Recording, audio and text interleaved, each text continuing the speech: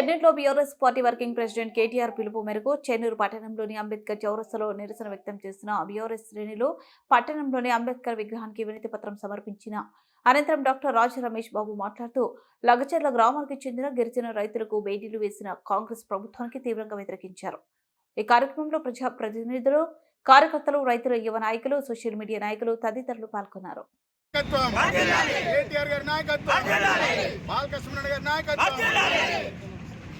గత నవంబర్ నెలలో ఏదైతే పేద బీసీలు, దళితులు, గిరిజనులు, రైతుల యొక్క భూములని ఈ రేవంత్ రెడ్డి ఓటుకు నోటు దొంగ, ఈ రేవంత్ రెడ్డి కాంగ్రెస్ సర్కార్ దుర్మార్గంగా ప్రవర్తించినటువంటి తీరుని, వారిపై అమానుషంగా దాడి చేసి వారి మీద అక్రమ కేసులు బరాయించి నెల రోజుల నుండి రైతులని జైల్లో పెట్టడం నిజంగా చాలా ఈ యొక్క కాంగ్రెస్ గవర్నమెంట్ సిగ్గుచేటు చర్యగా ఈరోజు బీఆర్ఎస్ పార్టీ దాన్ని భావించి మా యొక్క గౌరవనీయులు BRS party working president KTR అన్న గారి పిలుపు మేరకు లగచెల్ల రైతులకు బీఆర్ఎస్ పార్టీ ప్రతి నియోజకవర్గంలో అండగా ఉంటుందని చెప్పి ఈరోజు చాలా గొప్పగా బాబాసాహెబ్ అంబేద్కర్ గారు ఎంత గొప్పగా అంటే ప్రతి ఒక్క మానవుడికి, ఈ యొక్క భూమి మీద నివసించే ప్రతి మానవుడికి తన హక్కులని ఎలా కాపాడుకోవాలి, హక్కులని హరిస్తే ఏమి చేయాలని చాలా అద్భుతంగా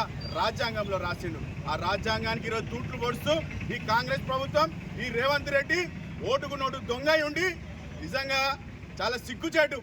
నేరుగా రేవంత్ రెడ్డి దొంగగా దొరికి ఈరోజు ఎటువంటి నేరం చేయని ఎమ్మెల్యే మన మహేందర్ అన్నను కూడా ఈరోజు ఆ కేసులో బనాయించి జైలు పాలు చేయడం నరేందర్ అన్నని నిజంగా సిగ్గుచేయడని చెప్తా ఉన్నాను.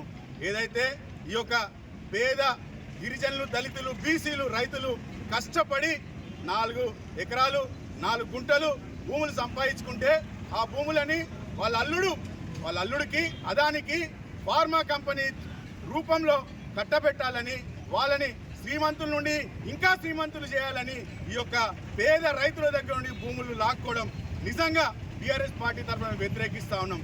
ఖచ్చితంగా వారి పక్షాన, రైతుల పక్షాన, రైతులకు ఎక్కడ అన్యాయం జరిగినా బీఆర్ఎస్ పార్టీ అండదండగా ఉంటుంది.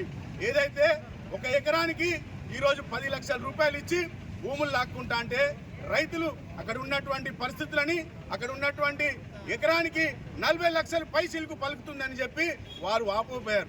వాళ్ళు వినతి పత్రం ఇచ్చారు. అయ్యా, మాకు తగిన రేటు ఇచ్చి మీరు భూమిని తీసుకోండి, మేము మీకు సహకరిస్తామని చెప్పారు. కానీ ఈ యొక్క రేవంత్ రెడ్డి అవగాహన ఉండి పేద రైతులు వాళ్ళు ఏం చేస్తారు అనే ఒక దురాలోచనతో